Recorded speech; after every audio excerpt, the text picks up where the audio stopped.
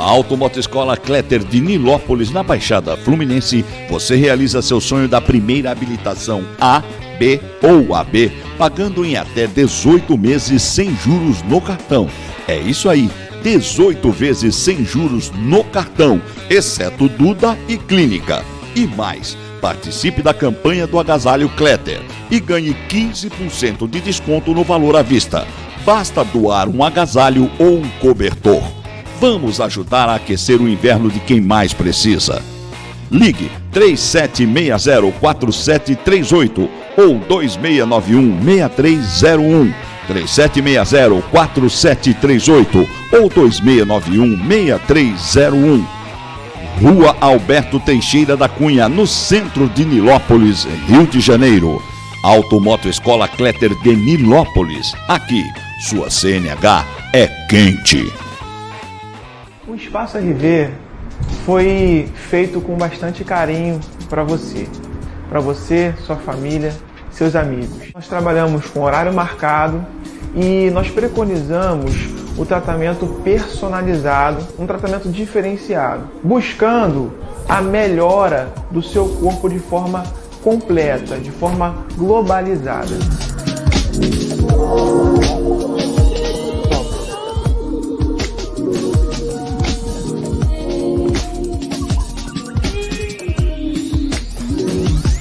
Fiquem à vontade para fazer uma avaliação com a gente, tá bom? Um abraço e fiquem todos com Deus.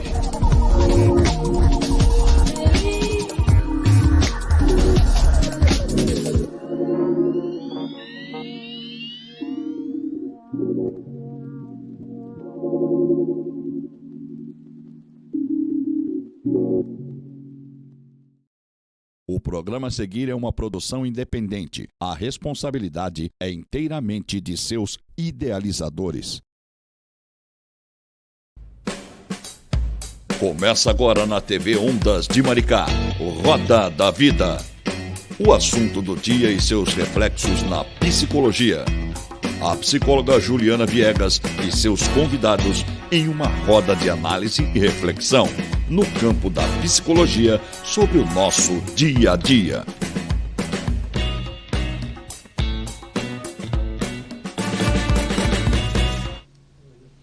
Olá, meus amigos, muito boa tarde. Estou eu aqui mais uma vez, sendo aqui apenas um coadjuvante deste programa que vem a cada dia crescendo mais aqui na TV e portal web Ondas de Maricá. E você, meu caro amigo que está participando conosco em toda a nossa programação, fica aqui o nosso grande abraço e dizer que estamos muito felizes em saber dos resultados que estamos obtendo organicamente, né, nos nossos alcances, nos nossos índices, que graças a Deus estamos atingindo altos índices de audiência e, devido aos programas ficarem postados na nossa programação, aumenta ainda mais o acesso. Portanto, vai lá, baixa o aplicativo Portal Ondas de Maricá e você terá 24 horas lá na nossa TV no seu celular. Pode acessar para assistir ao vivo também os nossos programas no www.portalondasdemaricá.com.br e também pelo Facebook você tem o nosso programa ao vivo e acompanha lá toda a nossa programação Portal Ondas de Maricá. Muito boa tarde, doutora, hoje nesse dia 18, quarta-feira, gosto muito desse dia. Dia 18 é dia da Revolução Cultural, dia do estagiário e dia mundial da libertação humana. E hoje estamos aqui falando exatamente sobre o ser humano com um dos bambambãs, como se diria lá em São Paulo, fala, o cara é bambambam, rapaz, é bambambam. Quando é bambambam é que sabe muito. Mas quem vai fazer as honras da casa é a dona do programa, doutora Juliana Viegas, psicóloga renomada da cidade de Maricá e toda a região dos Lagos. Muito prazer em tê-la mais uma vez aqui no seu programa. Eu sou apenas um introdução do povo. Eu só boto aqui a pergunta do povo para os seus convidados. Agora a senhora faça as honras da casa. Boa tarde, Dilon. Boa tarde, professor Rafael. Seja bem-vindo. Hoje meu convidado é foi meu professor de psicologia na PUC. Eu fiz psicologia do esporte com ele, fiz empreendedorismo também.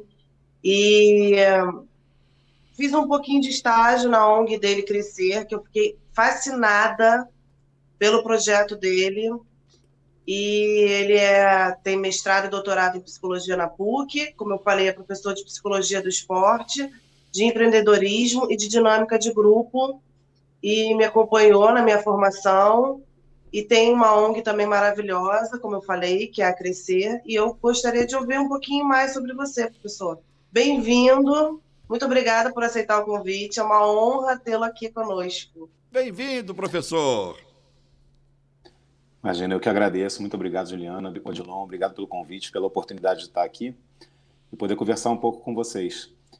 Como você falou, né, eu venho me envolvendo aí com essa área da psicologia do esporte já há muitos anos. Durante a minha graduação em psicologia, eu também fiz a graduação em psicologia na PUC, aqui do Rio. E comecei a me interessar, eu fui atleta, né, desde muito cedo na minha vida, me envolvi com esporte ainda menino, fui atleta federado de basquetebol. Cheguei até a categoria adulta, e aí chegou aquele momento de tomar uma decisão entre investir numa carreira profissional como atleta ou investir nos meus estudos. Eu acabei optando pela segunda opção, né? Decidi me dedicar ao curso de psicologia, e fui buscar dentro da psicologia uma forma de continuar vinculado ao esporte, e aí nasceu esse interesse, essa paixão pela psicologia do esporte. Então, comecei a me inserir na área. Depois comecei esse projeto social que você comentou, chama Vencer, a ONG, Vencer Esporte e Psicologia. A gente desenvolve há 20 anos um projeto chamado Vitória Além do Placar, oferecendo prática esportiva para alunas de escolas públicas aqui da cidade do Rio de Janeiro. E aí uma série de outras coisas, né, aconteceram aí nessa caminhada que aos pouquinhos eu posso ir contando para vocês. Mas enfim, agradeço pelo convite, pela oportunidade mais uma vez. Aliás, doutora Juliana, eu vou emprestar daqui a pouco o professor também para outros programas que nós temos aqui. Nós temos aqui o paralímpico multimedalista que realiza um programa aqui conosco, o Clodoaldo Silva, que é medalhista campeão de natação, né? E ele tem um programa chamado Nas Ondas com o Tubarão, toda segunda-feira aqui, às 9 da manhã. Olha só, falar sobre psicologia esportiva com um para-atleta é uma coisa muito bacana, vai ser muito legal. Ah, Juliana, depois me passa o contato aí do nosso professor, né? Agora, certeza. Hoje com aqui, certeza. O objetivo, professor, do programa Roda da Vida, eu falo aqui como apenas um participante convidado do programa, porque a Juliana... Todos sabem que nós temos aqui conteúdos importantíssimos na nossa TV. Porém, nem sempre o profissional que é super, hiper competente é um comunicador, não é um radialista, não é um apresentador de TV, mas tem um conhecimento técnico muito importante para o nosso telespectador. Eu me prontifico a estar aqui à mesa, porque só trabalho há 30 anos com rádio e televisão, então...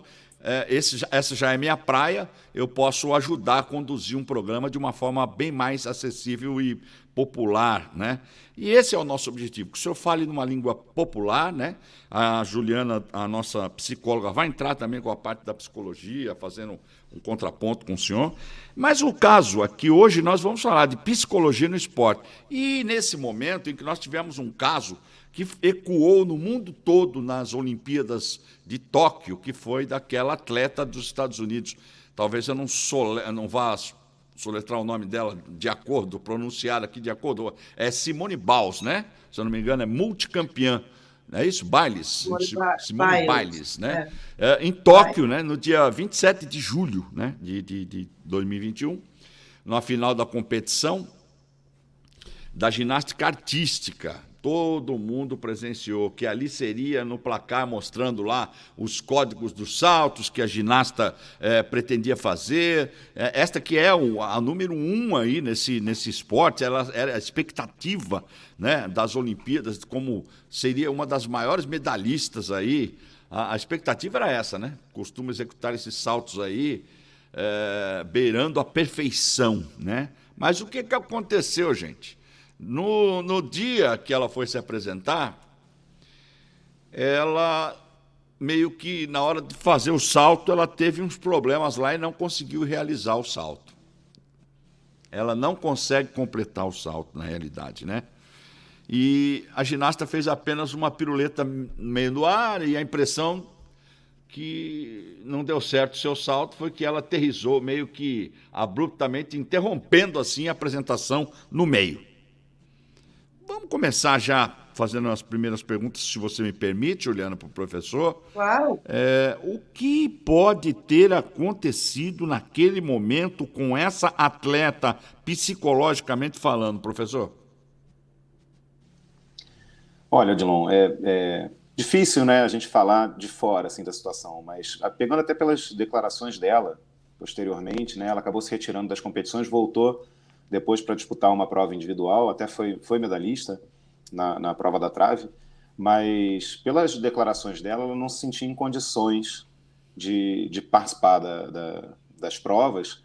E se a gente pensar que a ginástica artística é uma modalidade esportiva extremamente perigosa, né, porque envolve acrobacias, saltos, que se o atleta não tiver muito bem preparado, tanto fisicamente, né, tecnicamente, quanto emocionalmente, ele pode colocar em risco a integridade física e a saúde dele. Eu acredito que ela, né, eu não sei exatamente qual foi o processo que desencadeou isso, mas acredito que ela não tenha se sentido em condições e segura para competir, né, e acabou optando por se retirar das provas. E muito se falou sobre isso porque ela, como você disse, né, é uma atleta extremamente gabaritada, era favorita às medalhas nas provas que ela ia disputar, é uma super campeã, tinha conquistado várias medalhas na edição anterior dos Jogos, já disputou várias competições de alto nível e sempre com destaque, então se esperava muito dela, né? E a expectativa muitas vezes gera também uma pressão por um resultado, por um desempenho. E quando uma atleta como a Simone Biles, que é uma super referência na sua modalidade, ela se posiciona da maneira como ela se posicionou, isso não tem como não gerar um impacto, né, e uma repercussão muito grande. Então, muitas pessoas pararam para discutir o caso dela e a conversa foi para um lado do atleta como ser humano, né, da gente se dar conta de que o atleta é um ser humano, é uma pessoa que tem as suas questões, tem as suas fragilidades, que tem que saber lidar com uma série de variáveis para poder entrar ali na hora da competição, ainda mais quando a gente pensa numa competição do porte dos Jogos Olímpicos, que para uma atleta de ginástica é a principal competição, né, porque existem as competições específicas da modalidade, mas nenhum campeonato mundial em muitas modalidades, não só na ginástica, se equipara à disputa dos Jogos Olímpicos, né? Talvez, acho que a única competição que consegue ser maior do que os Jogos Olímpicos para a sua respectiva modalidade é a Copa do Mundo de Futebol. Acho que para todas as outras modalidades, o auge da carreira de um atleta é conquistar uma medalha olímpica. Então é a prova para que todos eles se preparam, ela só acontece de 4 em 4 anos, então tem todo um processo, toda uma expectativa. E, de repente, quando você chega ali, ainda mais em meio à situação que a gente está vivendo no mundo no momento, né, os jogos disputados em meio a uma pandemia, né, jogos que aconteceram em 2021 e que ainda assim nós nos referimos a eles como Tóquio 2020, né, então foi uma situação muito atípica e muito especial que esses atletas viveram, de preparação, de interrupção na sua rotina de treinos, e de uma indefinição e uma insegurança em relação à realização dos jogos, que certamente comprometeu essa preparação. Então, numa modalidade como a ginástica, onde qualquer interrupção de treinamento, qualquer quebra de rotina pode colocar em risco a integridade física da atleta, isso tem que ser considerado, né? E a pressão não diminui. A expectativa sobre a Simone Biles não diminuiu. O que se cobrava dela não mudou, mas a preparação dela sim. Então, quando ela se posiciona e traz à tona essa questão, isso mobiliza uma discussão em relação ao fato de os atletas serem não pura e simplesmente atletas ou máquinas, mas serem pessoas, né, que têm que lidar com uma série de questões para poder se colocar à prova ali no momento da competição. Bom, o senhor comentou um fato muito importante aí que eu gostaria de que o senhor concluísse. Na realidade, o senhor está me dizendo, então, que inclusive a pandemia, ela pode ter alterado os resultados das Olimpíadas, porque nós tivemos muitos favoritos que foram derrotados e tivemos pessoas que nem esperavam que fosse chegar lá e estão trazendo medalhas. Por que umas pessoas são tão afetadas por uma situação e outras conseguem superar e chegar lá? Olha, mais uma vez, eu acho que tem vários fatores. fatores, né? Aí tem os fatores objetivos, concretos, e os fatores subjetivos. Então, agora, por exemplo, vão acontecer os Jogos Paralímpicos em 2 semanas. Sim. E houve um caso, né, na delegação brasileira que viajou para disputar as Paralimpíadas agora, daqui a 2 semanas, houve um caso de um resultado de um teste positivo para a Covid, né? Um dos atletas fez o teste, o PCR, e deu positivo.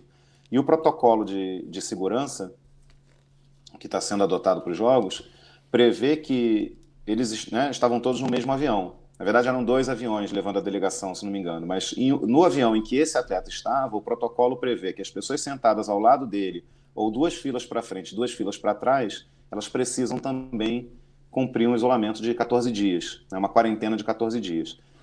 Então, esses atletas, ao todo, se não me engano, são 54 atletas, estão tendo que cumprir um período de quarentena de 14 dias, sendo que apenas um testou positivo, né? Os outros todos testaram negativo, mas ainda assim, pelo protocolo, eles precisam cumprir essa quarentena. São 14 dias, sendo que faltam 14 dias para o início das competições, são 14 dias que eles vão ficar isolados, a princípio, nos seus respectivos quartos de hotel, sem treinar. Como que você vai para uma competição, que é, né, a competição mais importante da sua carreira como atleta, e você, 2 semanas do início dos Jogos, você vai ficar 2 semanas sem treinar. Então, os atletas brasileiros estão fazendo um apelo às autoridades japonesas para que eles possam, mesmo respeitando esse período de quarentena, que eles possam treinar, né, que de alguma forma seja possível treinar. Então, quando a gente pensa, e ali tem alguns, né, alguns atletas que são favoritos nas suas respectivas modalidades, porque o Brasil, nas Olimpíadas, nós não somos uma potência ainda, mas nas Paralimpíadas somos, né, uma potência paralímpica. Então, muitos atletas são favoritos nas suas respectivas modalidades e podem ter o desempenho prejudicado pelo fato de não poderem treinar há 2 semanas dos Jogos. A gente viu, em alguns casos, nas Olimpíadas, atletas que ficaram com uma preparação muito prejudicada porque não conseguiram treinar ou tiveram que treinar de forma improvisada. Eu não quero citar assim, nomes específicos, mas as pessoas que acompanharam os Jogos Olímpicos vão identificar, né? A gente viu cenas, imagens, fotos de treinamentos de alguns atletas brasileiros em condições completamente improvisadas, né? Treinando em cima de pedaços de papelão, em terreno baldio, né? Não vou citar aqui nomes, mas sim. Quem acompanhou vai identificar. E, de repente, esse atleta ele chega para disputar a competição, qual foi o tipo de preparação que ele teve? Então, nesse sentido, atletas que tiveram a condição de se manter em treinamento durante esse período de paralisação, né, durante esse ano em que os jogos foram sendo postergados, eles certamente tiveram uma vantagem competitiva, né, em relação àqueles que não conseguiram manter uma rotina de treinamento. Esse é um ponto. Outro ponto muito importante é que a gente vê, você falou, né, alguns favoritos não conseguiram corresponder às expectativas.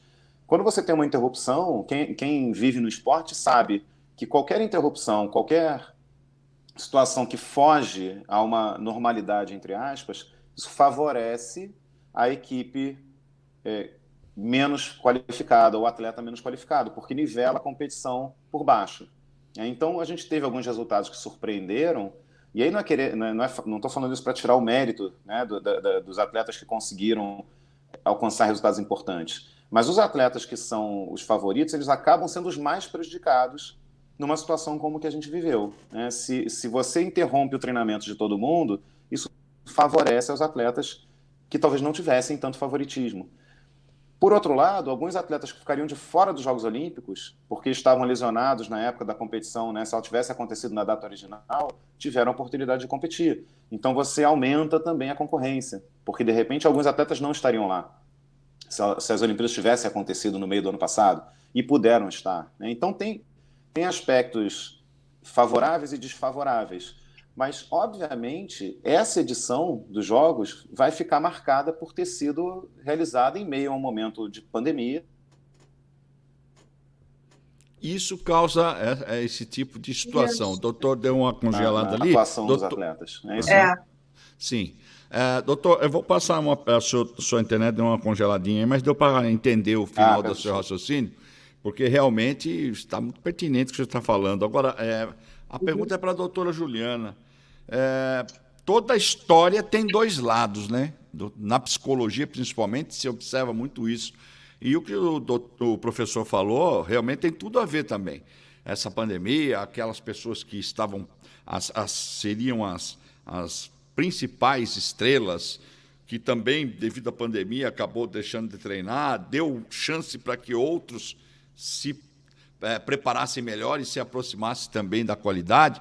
E no caso da desistência, no caso do fracasso, é porque também existe o lado da história do objetivo de se ser o medalhista, como o próprio professor disse, que é um dos maiores prêmios depois da Copa do Mundo e tal.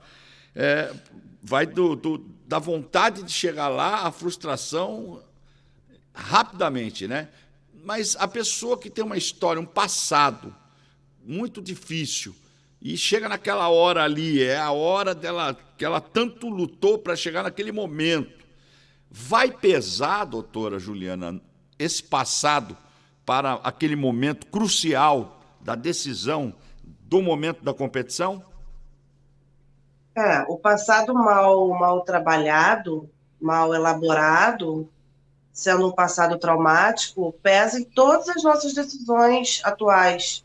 Não só o atleta ali naquele momento da competição, como, de repente, um empresário na hora de orientar funcionários, um médico na hora de fazer uma cirurgia, ou na hora... Qualquer pessoa que tem seus traumas e não trabalhou, ela vai, em algum momento, sabotar a vida dela. A Simone Biles falou muito isso, né? Dos traumas que ela passou, das dificuldades que ela teve. Não que ela tenha sido a única, eu acredito que todos nós temos nossas histórias difíceis. Mas cada um vai lidar de uma forma. E cada um vai lidar de uma forma num determinado momento.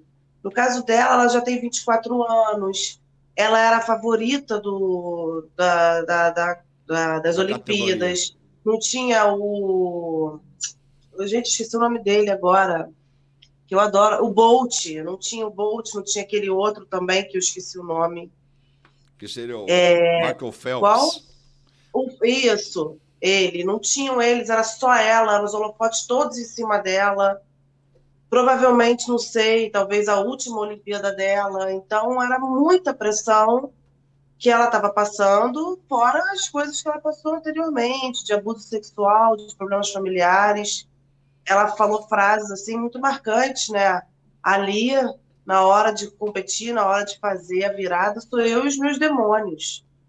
Só eu sei o que eu passo. Outra frase também que ficou conhecida, eu estou sentindo o peso do mundo nas minhas costas. E, no caso, literalmente, o peso do mundo. Com certeza. Estava tudo voltado para ela. Então, com certeza afeta. A nossa mente afeta tudo, né? Tanto positivamente quanto negativamente. Se a gente colocar na nossa mente que a gente vai conseguir, e a gente acreditar naquilo e se empenhar, a gente consegue. Se a gente não acreditar, que foi até o que o professor falou, ela não estava se sentindo segura, ela não estava confiante naquele momento. Aí, por questões, que até o que ele falou também, objetivas, e por questões subjetivas, que talvez nem ela saiba nesse momento, talvez ela só vá perceber mais para frente. Mas, com certeza, o emocional interfere em tudo na nossa vida. Professor, eu li uma vez, num artigo do G1, que falava sobre os twists. Não sei se o senhor conhece, já ouviu falar, do problema relatado pela própria Simone Biles nas Olimpíadas, que era um problema de saúde mental que afeta a noção do espaço. O que pode ser perigoso para os ginastas. O senhor ouviu falar já dos twists? Então, eu acho que eu li essa matéria, não sei se é a mesma matéria que você está comentando, mas eu li também sobre isso, né? Que ela tem um quadro de twists que faz com que ela perca um pouco a noção espacial. Isso, para uma ginasta, é perigosíssimo. Eu volto a dizer, eu acho que tem modalidades que qualquer erro que o atleta cometa, de repente, não vai ter um preço tão alto.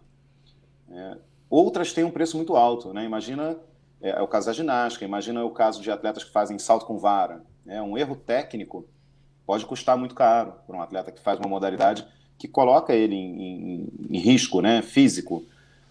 Então, uma condição como aquela relatou ter aliada, né, de repente, no momento ali, uma instabilidade emocional, né, uma falta de segurança, isso poderia ser um risco muito grande para ela. O que eu li é que o corpo do atleta, nesse momento, quando ele tem uma crise desse twisted, o corpo do atleta não responde mais a ele mesmo, as suas referências desaparecem, uma espécie de desconexão que leva a uma desorientação. Isso, será que é... Pois é, imagina o perigo disso para um atleta de ginástica, né, que está ali, no caso, né, as provas de barras assimétricas, os saltos sobre o cavalo, né, são todas provas que qualquer erro, né, ou qualquer falha técnica pode comprometer muito a integridade física dela. Então, acho que para nós, né, que a gente gostaria de ter visto a Simone Biles competindo, porque ela é uma excelente atleta. Para nós que estamos de fora, né, não vivemos a realidade do atleta. Muitas vezes é difícil de entender, né? As pessoas às vezes têm uma percepção, mas poxa, sofreu pressão sofro eu, né? Que trabalho todos os dias, tem que bater ponto. Eu vi alguns comentários assim. Eu uma vez, me pedindo para dar uma entrevista uma vez para uma revista, e eu lembro que o rapaz que me entrevistou, ele perguntou por que dizem que um atleta precisa de um acompanhamento psicológico e não dizem que um médico precisa de um acompanhamento psicológico, que um economista precisa. E aí eu pensei na hora para responder a pergunta dele, né? E eu falei para ele, olha, eu acho que primeiro vamos pensar num outro verbo, porque a questão não é precisar. A questão é que qualquer pessoa pode se beneficiar de um trabalho de um acompanhamento psicológico, desde que, obviamente, feito de forma, né, coerente e correta. Mas se a gente pensar na realidade dos atletas, você pensa, a Juliana falou do médico na hora de fazer uma cirurgia. Um médico, se ele faz uma cirurgia importante, né, ele vai precisar ter um preparo muito grande para fazer aquele procedimento, fazer aquela cirurgia. Mas se ele, por acaso, cometer um erro durante a cirurgia, e isso inclusive custar a vida do paciente... São casos que nós observamos que é completamente difícil, né, Juliana? O professor está com problema na internet e, inclusive, teve uma americana, Alia Finnegan. Ela disse que tem esse twist desde os 11 anos de idade. E ela disse o seguinte, imagine, eu que tenho desde os 11 anos, imagine ela que também tem esse problema na hora dessa competição tão importante. Então, o medo é uma coisa também que... o medo praticamente ele foi criado para nos proteger, né? Fala sobre a proteção do medo, doutora Juliana. Desculpa que a conexão do professor caiu, ele está tentando voltar. Voltou. Sim, sem problema. Continuamos aqui no raciocínio e depois passamos para ele. Aí, o que o medo significa? Fala sobre a importância do medo na vida do ser humano, psicologicamente falando. O medo, sentimentos. O medo ele é fundamental para a gente sobreviver. Sem medo, a gente não consegue se proteger. Né? Todos os sentimentos, todas as emoções são importantes para a nossa sobrevivência, para a gente se conscientizar, inclusive a raiva, o medo, né? Se a gente não tem um medo de atravessar uma rua perigosa, se a gente não tem medo de ir num lugar perigoso, se a gente não tem medo de um cachorro, enfim, de um assaltante com uma arma, a gente não se protege. Só que o medo excessivo e o medo fantasioso, que eu digo fantasioso, são medos com base nas nossas inseguranças mais profundas, nos nossos traumas. Aí a gente pode sabotar, pode ser um sabotador, ele pode ser algo que nos paralise. Então, aquele medo, por exemplo, a pessoa não se sente segura de si mesma, não se sente autoconfiante, e ela tem um medo excessivo de ser demitida, e ela acaba não conseguindo fazer as coisas adequadamente e acaba sendo demitida porque ela não está conseguindo raciocinar adequadamente, porque está excessivamente estressada, por exemplo. E aí, no caso dos atletas, isso pode acontecer também, né? Aí eu não sei, acho que sim. O que acontece, professor, é que... Por que eu fiz essa pergunta para a doutora Juliana sobre o medo? Porque, obviamente, eu acho que está ligado também ao medo, né?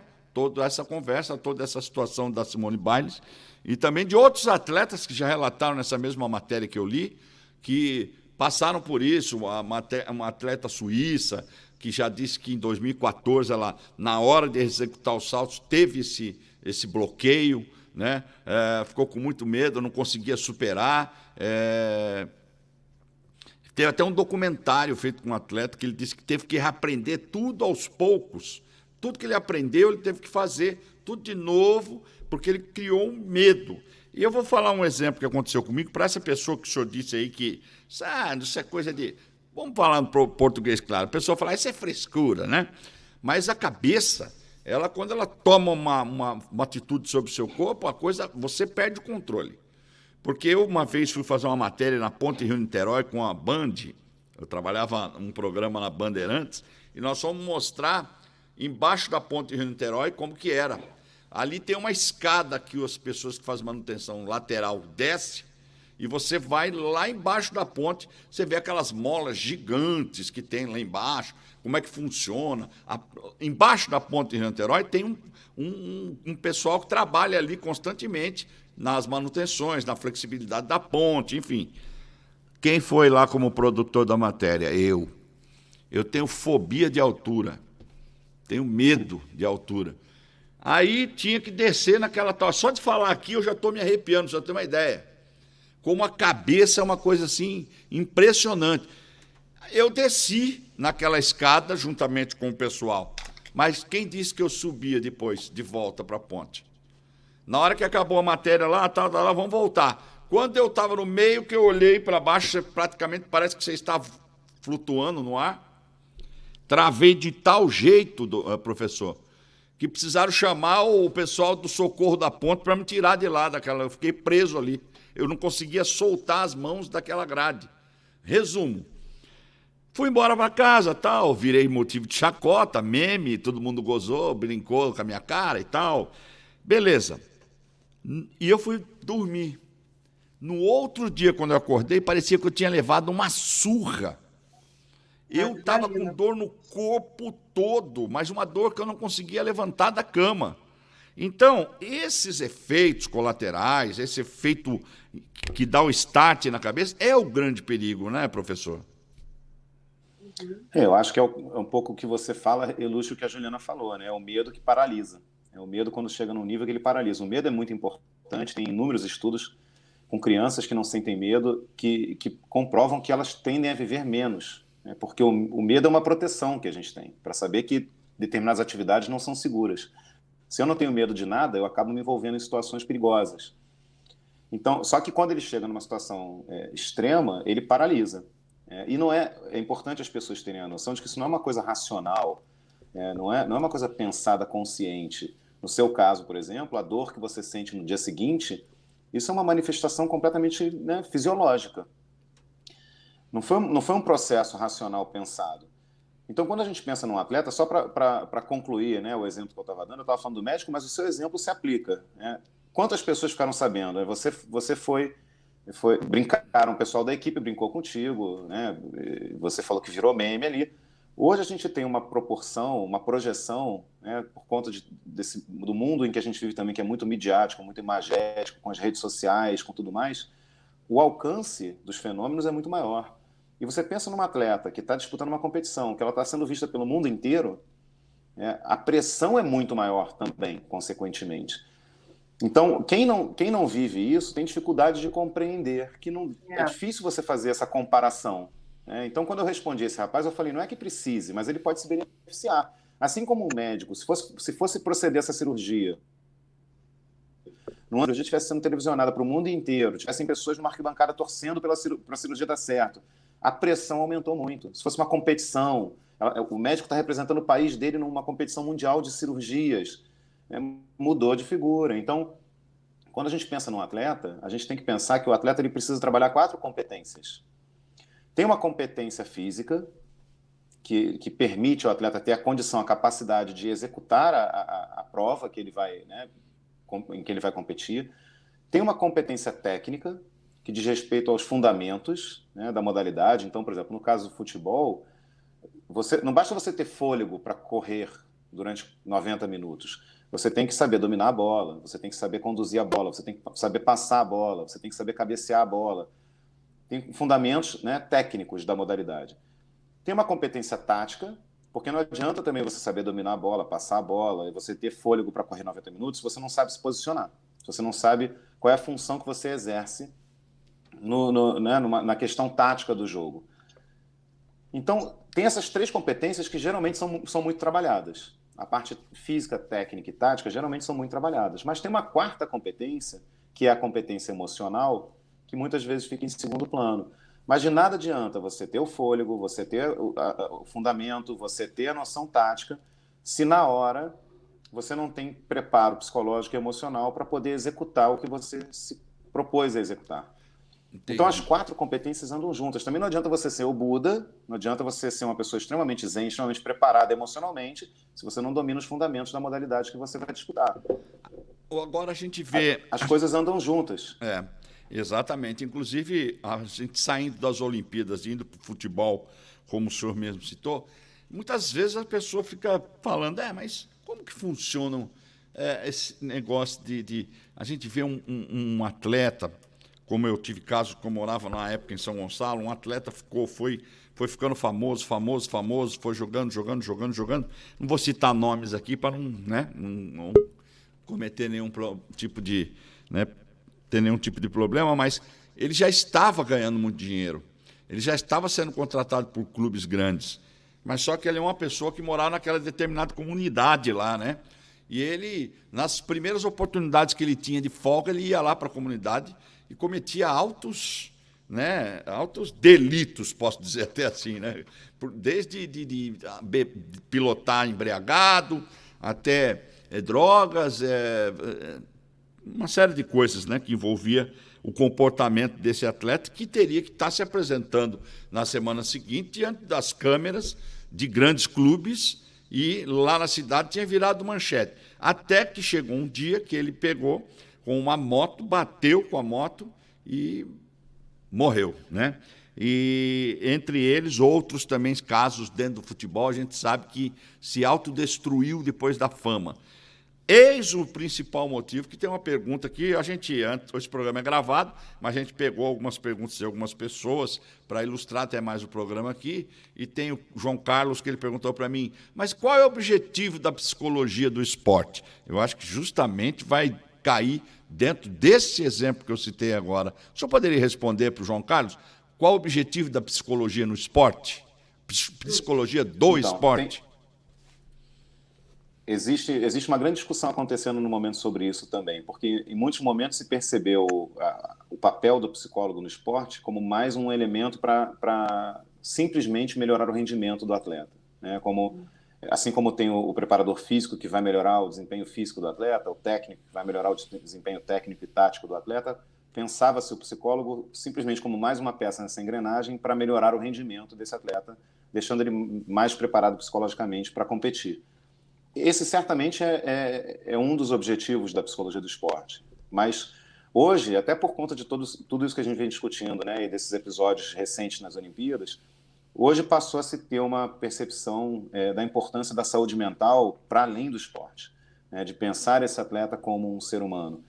Então, muitas vezes o trabalho do psicólogo do esporte ele entra nesse espaço, né, que compreende a motivação, o que está por trás da motivação daquele atleta para se dedicar a tantas horas de treinamento, a se expor e colocar o seu talento à prova diante de um mundo inteiro de espectadores, né? O que motiva, qual é o propósito daquele atleta de uma forma mais ampla, e ajudar o atleta a lidar com as pressões que estão envolvidas na prática de um esporte, principalmente se você pensa no esporte de alto rendimento.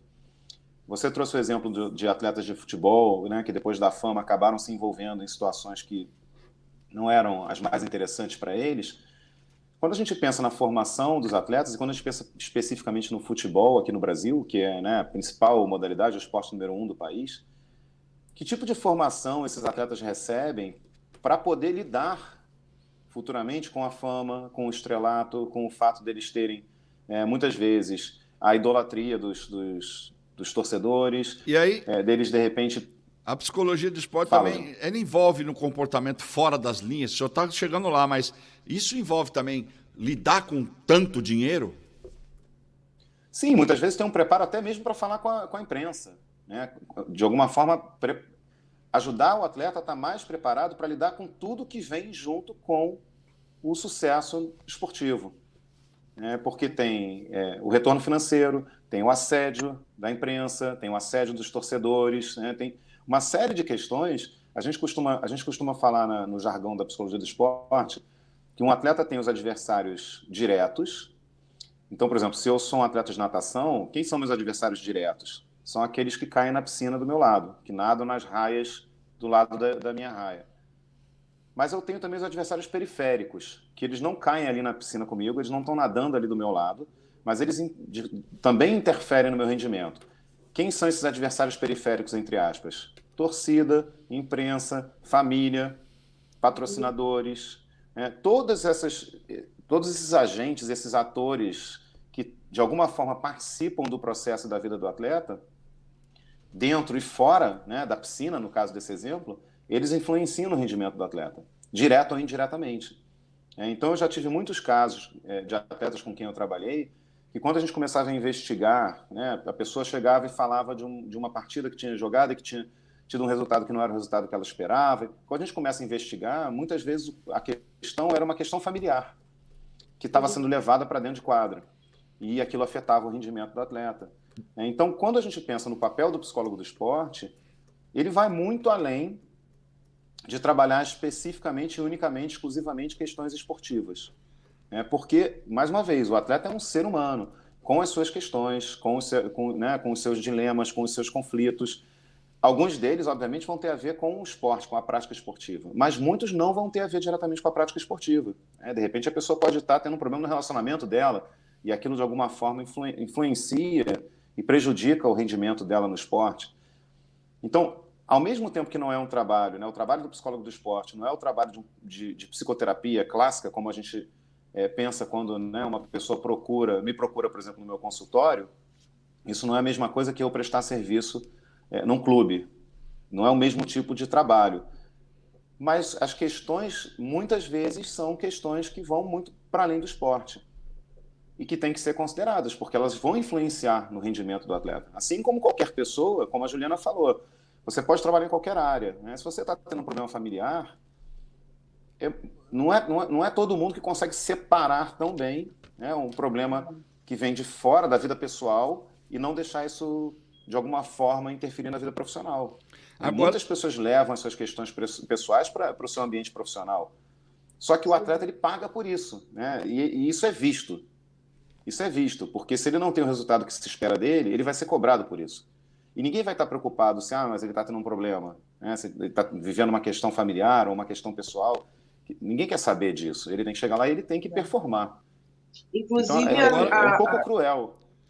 Inclusive, a própria Simone foi vista como, até de certa forma, fracassou, não deu conta, mas foi o que você falou, ela é humana, como todos nós, e ela precisou daquele momento para a vida dela.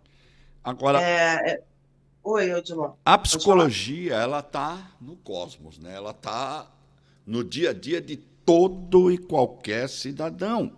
Até mesmo desse que diz que isso é frescura. Esse cara que disse que é frescura o que a Simone passou, pode ser um torcedor de um determinado time, aí não vou citar nomes, doentio, que nós temos uma série desses torcedores que, por causa de um time de futebol, né, acabam levando para dentro de casa a revolta da derrota do time para uma violência doméstica, por exemplo. Isso é um reverso, né, que vem aí do torcedor para dentro da casa, né? Porque do esportista já falamos que leva o esportista do problema da casa dele para dentro do esporte. Agora, a psicologia está em todos os campos. E, doutora, o torcedor que leva o campo para dentro de casa, os resultados, é um caso sério também de transtorno psicológico, né? Fanatismo. Fanatismo, radicalismo nunca é bom em lugar nenhum, né? Nunca é bom. E aí, assim, eu não me recordo de nenhum caso de torcedor que tenha. Existem muitos casos aí de torcedor brigar na rua a ponto de quase morrer ou até Em morrer casa, por causa de torcida. a senhora não conhece quem leva o resultado do jogo para dentro de casa? Eu te apresento no mínimo 100. Graças a Deus isso não chegou muito perto de mim, porque eu acho que eu não tenho. Assim, é muito difícil lidar com isso. Mas, assim, casos na rua são absurdos, né? As pessoas ficam assim, para, não sei, eu não sei o que acontece de fato com a mente da pessoa. Ela é representada por aquele time, né? Eu Agora, acho que é o, sei lá, o ideal de ego dela, não sei. Ela acha que é o time, se não, mistura com aquilo, vira um só, não tem um senso se eu crítico. fosse. Não, peraí, é o meu momento de lazer. Professor, Não tem. como é que lida com isso, professor? Eu não saberia lidar, não. Como psicólogo, eu já ia falar, tá maluco, procura um Por psiquiatra. isso que eu falei que eu precisava do professor de psicologia e esporte para esclarecer isso. Eu costumo dizer que o esporte ele tem uma característica, ele até virou slogan, né, de uma das emissoras que durante a transmissão dos jogos, né, trazendo o que há de melhor em nós, né, Olimpíadas de Tóquio 2020, trazendo o que há de melhor em nós, despertando o que há de melhor em nós. Eu acho que de fato o esporte tem esse poder, né, mas de trazer o que há de melhor e o que há de pior Pior nas também. pessoas. É. Mobiliza muito, né, é algo que mobiliza muito. A competição. Então, até algumas pessoas também virou meme, né, na internet, algumas pessoas brincando, né, com esse jargão, né, despertando o que há de melhor em nós, enquanto isso torcendo para atleta, né, na prova do skate, torcendo para atleta do Japão cair, né, e aí brincando, Olimpíadas despertando o que há de melhor em nós, aí torcendo para a japonesa cair, para a brasileira poder ganhar a medalha. Então, é muito complicado, porque a Juliana comentou no início que eu na PUC tenho disciplinas de dinâmica de grupo. Eu falo do esporte como uma grande dinâmica de grupo, né? A dinâmica de grupo muitas vezes é usada, tem processos seletivos por muitas empresas, porque é algo que, metaforicamente, deixa a gente nu, né? Meio que despe as pessoas. Você, numa entrevista, você pode decorar um texto, você pode ensaiar uma entrevista de emprego ou de estágio, e você vai chegar lá e vai responder tudo que o seu entrevistador quer ouvir. Mas quando você vai para uma dinâmica de grupo, aquilo mobiliza em você sentimentos, comportamentos que às vezes você não consegue disfarçar. O esporte, acho que extrapola isso, né? Extrapola. Exacerba isso. É então, verdade. assim, o potencial de mobilização do esporte é enorme. Isso vale para o bem e para o mal, né? Então, a gente vai ver pessoas terem comportamentos e conseguirem fazer coisas e ter resultados que são inimagináveis e inacreditáveis, e vai ver para o outro lado também. E os psicólogos do marketing exploram muito isso também. Sem dúvida. Não, eu sempre acho engraçado no esporte, quando eu sempre acho, porque como eu não sou muito ligada a esporte, então eu consigo ter um distanciamento emocional maior do que quem está ali na paixão. Então aí eu vejo um jogo de futebol que o time ganha e aí eles agradecem a Deus, eu acho lindo. Mas é como se Deus estivesse ali por aquele time que ganhou. E o outro que perdeu, Deus não quis saber, né? Deus rejeitou, renegou. É muita paixão, assim, né? E essa falta de direcionamento, às vezes, de um próprio esportista, seja ele qual for, do vôlei, do basquete, do skate, qualquer esportista, né? Paralímpico, porque inclusive o paralímpico também, eu acredito que precisa aí até tem uma pergunta aqui que foi feita por um amigo meu, tá? É porque eu peguei algumas perguntas de amigos falando que o senhor estaria aqui hoje, tal, porque o programa é gravado, a gente não está interagindo ao vivo com os nossos telespectadores. Porém, o Carlos perguntou o seguinte: fala para ele sobre essa psicologia transdisciplinar no esporte. O que se discute muito hoje é o papel do psicólogo, né? Como a gente estava falando antes, o papel do psicólogo no esporte. A gente hoje vê, assim, a psicologia do esporte caminhou muito e eu costumo dizer até para as minhas turmas na PUC que a psicologia do esporte fica muito em evidência a cada 2 anos, porque é quando acontece ou a Copa do Mundo ou os Jogos Olímpicos. Então a gente ouve falar muito na psicologia nessas épocas, né? Nesses intervalos não tanto. Mas a psicologia do esporte fica muito em evidência em épocas de competições como os Jogos Olímpicos, como a Copa do Mundo. E de quando eu comecei a me inserir na área até hoje, a gente caminhou bastante.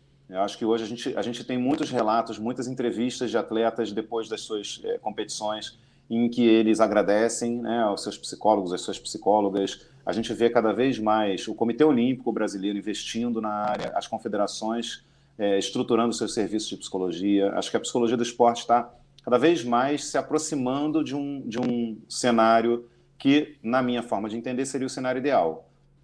Que seria qual? Né? Hoje, a gente tem já há muitos anos a figura do técnico, do preparador físico, do fisioterapeuta, o médico esportivo. São figuras que invariavelmente, elas estão presentes numa comissão técnica. O cenário ideal é que o psicólogo fosse um integrante dessa comissão técnica, assim como o fisioterapeuta, assim como o médico, assim como o técnico, né? Fosse mais um integrante que vai trazer a sua expertise numa outra área para contribuir para que esse atleta possa performar da melhor maneira possível na sua respectiva modalidade. A gente ainda não chegou lá, né? O psicólogo, muitas vezes, e aí, isso é uma característica que não é exclusiva do esporte.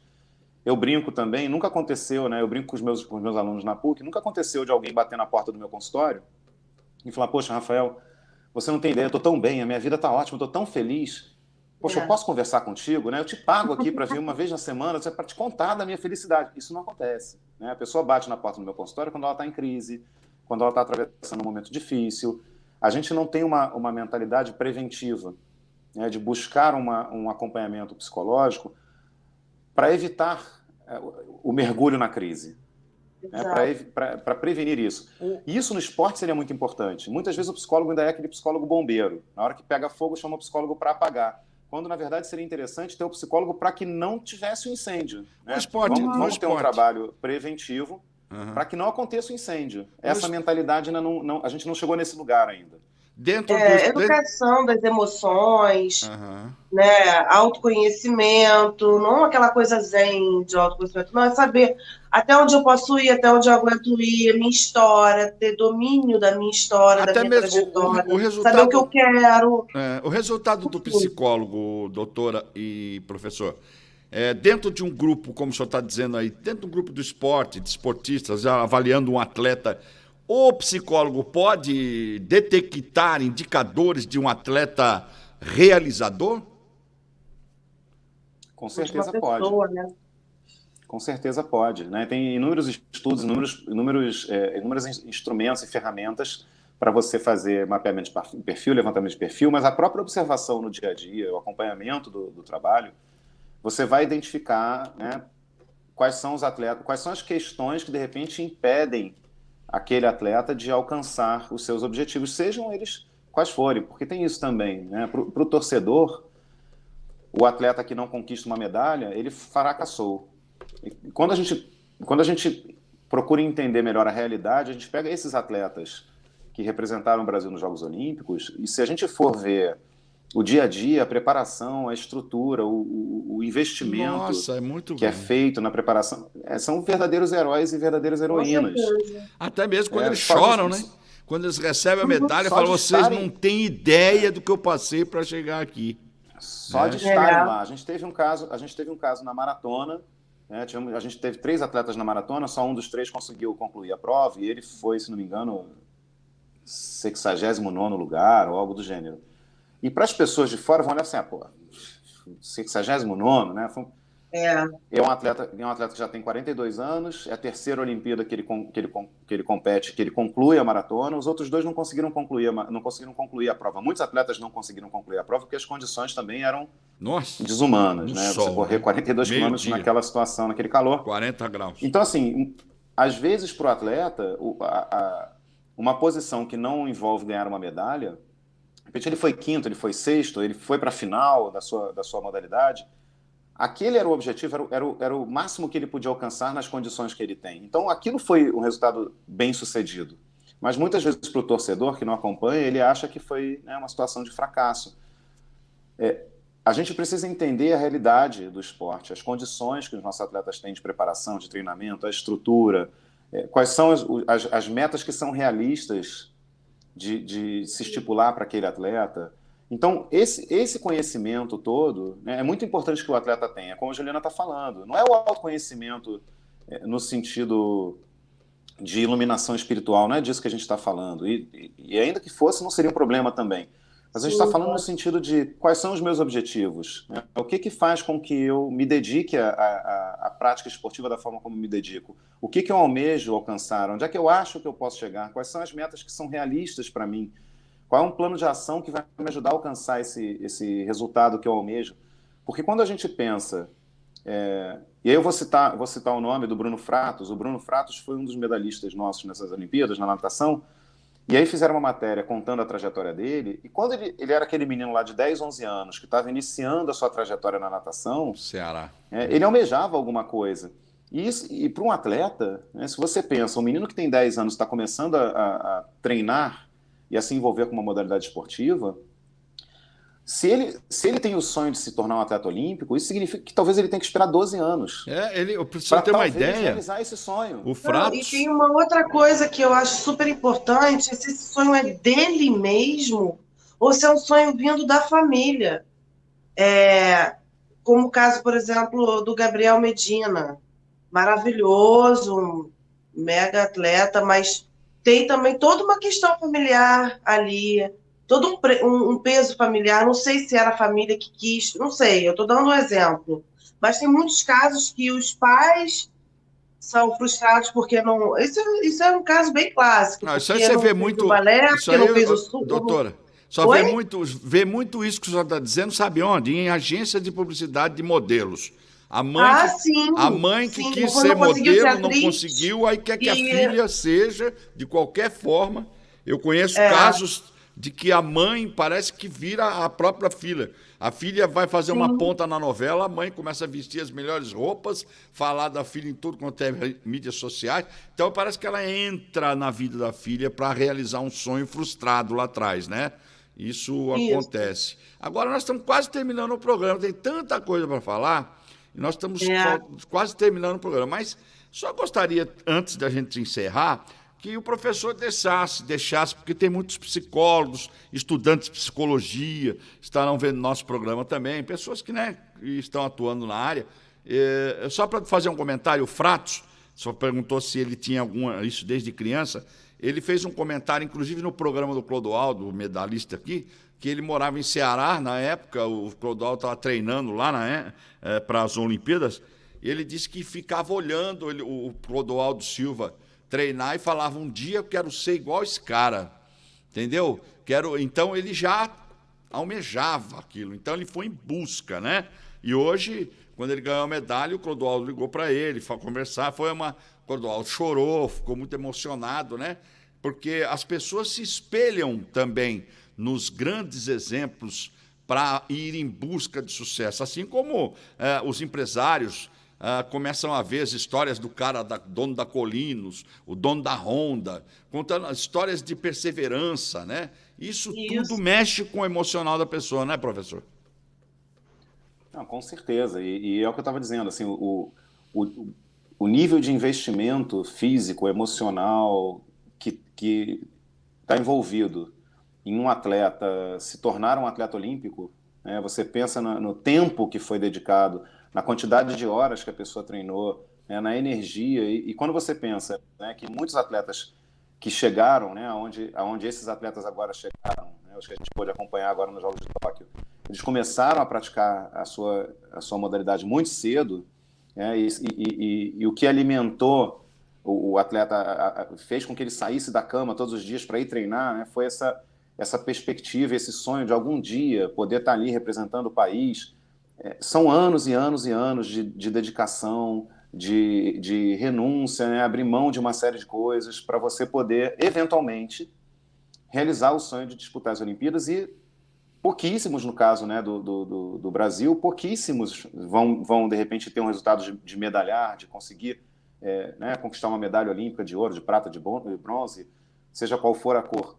Então, assim, quando a gente se interessa por estudar o esporte, né, e entender todos os componentes, tudo que está envolvido na prática esportiva, tudo que um atleta precisa aprender, tudo com que ele precisa aprender a lidar, e como que ele vai administrar as emoções dele para que elas não traiam ele na hora da competição, né?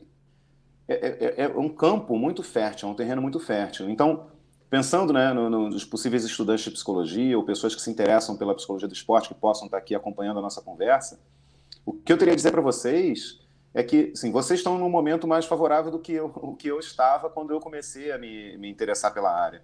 Porque, como eu disse, a gente já caminhou muito, né? Hoje é muito mais comum do que era quando eu iniciei a gente ver clubes terem os seus serviços de psicologia, criarem oportunidades de estágio, né? A Juliana teve essa oportunidade, ela comentou no início da conversa, de fazer um período de estágio lá no meu projeto social. Eu não tive essa oportunidade, né? Quando eu estava na posição da Juliana, na época da graduação, eu não tive essa oportunidade, porque não era tão comum. Hoje é dia do estagiário. Parabéns, ô Juliana. É verdade, tá vendo? Eu acho que para quem tem interesse na área, é um terreno muito fértil, é uma área muito interessante, e que a gente precisa. Acho que cada vez mais as pessoas estão ganhando a consciência e entendendo que os atletas são pessoas, são seres humanos, e que a gente precisa olhar para esses atletas com carinho, com cuidado, pensando na saúde mental, pensando nesse aspecto psicológico, nessa preparação emocional, para que eles possam não só se tornarem atletas mais bem-sucedidos, mas também terem uma qualidade de vida melhor no esporte, né? No esporte fora dele. E pegando esse gancho, nesse sentido, a Simone Biles, ela, pelo menos ao meu ver, ela agiu coerentemente com o que ela estava sentindo naquele momento, né, professor? A decisão dela foi coerente com a situação interna dela, né? Sem dúvida, sem Porque dúvida as pessoas acham que ela fracassou. Eu não vejo ela dessa se forma. autopreservou, né? Isso. E muitos atletas sequer foram para as Olimpíadas. Muitos atletas sequer foram, pediram dispensa e não foram. E alegando também não reunirem condições psicológicas. No tênis aconteceu isso. As meninas que levaram bronze foram no lugar de uma equipe que não quis ir. Entendeu? Agora, professor, Exatamente. 3 dicas antes da gente encerrar. Como desenvolver a concentração, a primeira. Mas se eu pudesse ser objetivo, para a gente só deixar como dica mesmo, como a pessoa desenvolver a concentração, primeira. Vou dar uma sugestão assim bem objetiva dentro do possível, né? Técnicas de respiração ajudam muito, né? Então, não necessariamente a meditação clássica, mas a pessoa ter um momento onde ela pode ter um momento de introspecção e se concentrar na própria respiração. Às vezes um estímulo externo ajuda, às vezes as pessoas usam, por exemplo, uma vela e se concentram na chama da vela. E a internet dele dá uma bloqueadazinha, mas daqui a pouco ele volta. Juliana, hoje o assunto tá bacana, né? Voltou? Não, ainda não. O assunto está bacana hoje, o professor que você trouxe, muito bom, Rafael Zaremba. Estamos conversando com ele, que é psicólogo do esporte, foi professor da nossa Juliana Viegas. Ele está hoje lecionando na PUC, no Rio de Janeiro, e ela, que é do programa Roda da Vida. Voltou agora, o senhor pode concluir agora, voltou? Professor, voltou. Professor, me ouve? Não estou ouvindo, Adilon. É aí o problema. O senhor tem que sair e voltar. Não estou, infelizmente. Sai e volta, sai e volta. Vou sair e tentar de novo. Isso aí. E aí, Juliana, o caso que você trouxe hoje à tona, um assunto que a gente migrou para o esporte. Porém, a gente está vivendo isso nesse momento de pandemia constantemente, esses pânicos, né?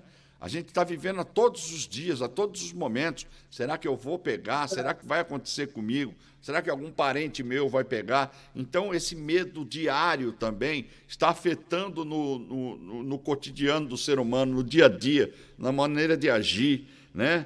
E isso que eu estava perguntando para o professor, que ele vai voltar e vai responder para a gente, é justamente para que as pessoas possam, nesse momento de pandemia também, nós falamos de esporte, mas no dia a dia também se aplica como desenvolver a concentração também, porque esse momento de pandemia faz que muita gente entre em pânico, né, professor? Então, continuando, se concentrar numa chama, de uma vela, depois eu tenho mais 2 dicas para pedir para o senhor. Tá, primeiro pedir desculpas aí pela Não, isso acontece, ao vivo é assim mesmo. Mas o que eu estava dizendo, acho que o importante é as pessoas terem a consciência de que tudo pode ser treinado, né? Assim como a gente treina, você pode treinar, né, um arremesso no basquete para melhorar o seu desempenho, você pode treinar concentração também. Então, qualquer atividade onde você coloque o seu foco em uma coisa específica você está trabalhando e treinando essa concentração. Eu dei a sugestão aqui da chama de uma vela porque é uma estratégia que muitas pessoas usam. Mas pode ser qualquer coisa em que você mantém o seu foco em um objeto ou uma coisa específica durante algum tempo. Agora, o que está associado à concentração, que também precisa de ser desenvolvido, que inclusive eu estava falando para a Juliana, que trazendo para os dias de hoje, está todo mundo estressado nas ruas, professor. Como desenvolver o controle emocional? Mais uma vez, tem vários estudos que indicam que muitas vezes a gente responde emocionalmente, instintivamente a algo, né, a algum estímulo, e sem que a resposta passe pela razão, né, a gente responde num tempo de 7 a 10 segundos, a reação imediata a algo. Então, uma dica básica é o bom e velho contar até 10, né? Por que se usa essa técnica de contar até 10? Porque é o tempo que você precisa para ganhar o raciocínio de volta. Porque muitas vezes a chave da razão ela é desligada. Então você pode ligar de novo a sua chave contando até 10, né? Esperando, não reagindo imediatamente, esperando, ganhando um tempo para você poder processar a informação. Então a técnica básica, né, de respirar, contar até 10, é algo que efetivamente, cientificamente, é comprovado que funciona. Né, porque você reativa o seu racional, você não vai reagir de forma simplesmente emocional. Ok. Agora, como fazer intervenções em situação de crise, que está todo mundo passando por aí? Essa também é difícil, hein, de dar uma resposta objetiva, mas eu diria que uma coisa muito importante e que falta muito, infelizmente, é a escuta. Então, as pessoas muitas vezes querem apresentar soluções, né? Querem chegar com algum argumento, uma fala, né? Falar algo muito inteligente para alguém que está vivendo uma situação de crise, achando que aquilo pode ajudar a pessoa a solucionar o problema da pessoa. Quando, muitas vezes, o que é mais importante é você ouvir. Né? Então, se colocar disponível para ouvir, deixar que a pessoa possa externar o que tá incomodando, né? O que está gerando, de repente, aquela situação de crise, e você, muitas vezes, não precisa nem falar nada. Basta você se colocar disponível e você acolher e você ouvir.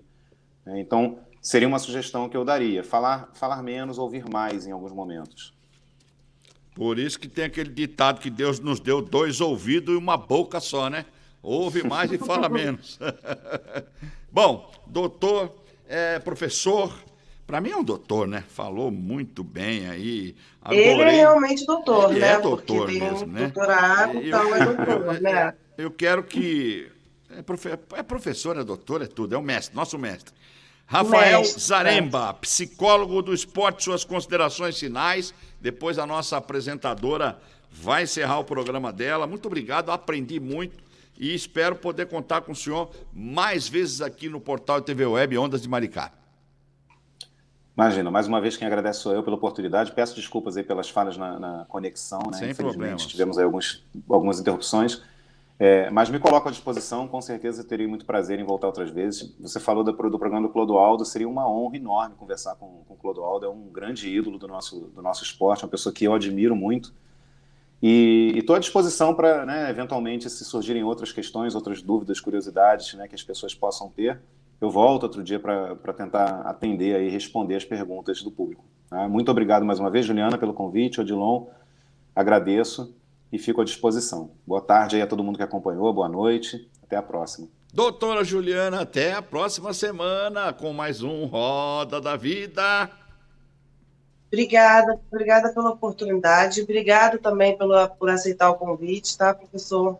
E assim, a gente vai se falando porque eu queria falar de empreendedorismo, né, de o esporte nas comunidades, a transformação do esporte na vida das pessoas, como o esporte transforma, junto com a psicologia. Então, tem outros assuntos. É que agora a pauta maior foram as Olimpíadas, a Simone Biles, mas eu tenho muita vontade de fazer entrevista sobre isso, empreendedorismo, esporte nas comunidades.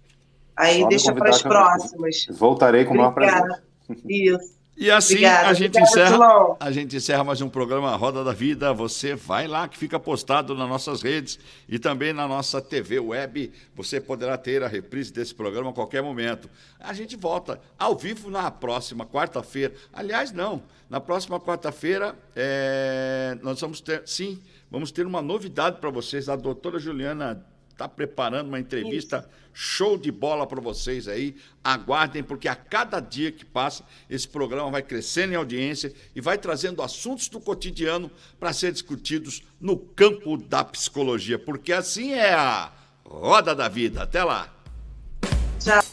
Você viu na TV Ondas de Maricá, Roda da Vida, o assunto do dia e os reflexos na psicologia, com a psicóloga Juliana Viegas e convidados. O mundo mudou, mas e você?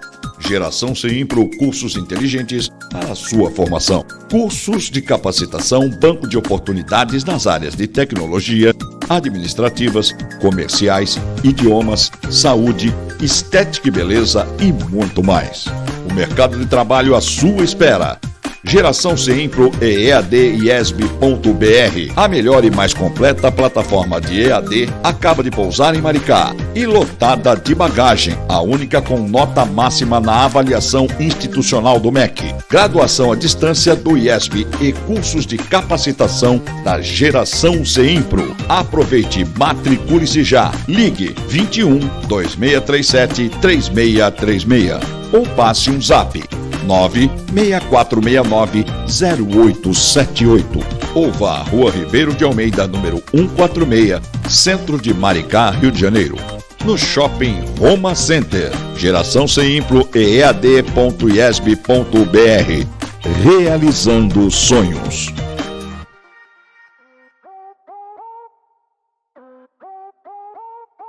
Ah, como é bom saciar a fome com bom gosto, alegria e qualidade.